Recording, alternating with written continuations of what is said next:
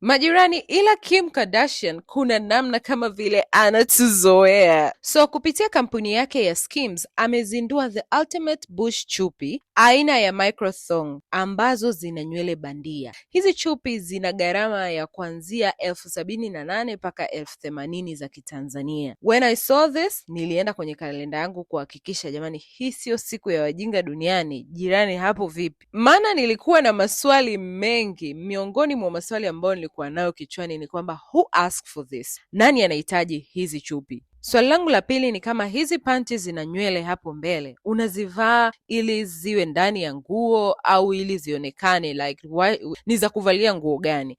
Then swali langu la tatu ni kwamba how do you wash them? Unaziosha na shampoo na conditioner? Like I am so confused.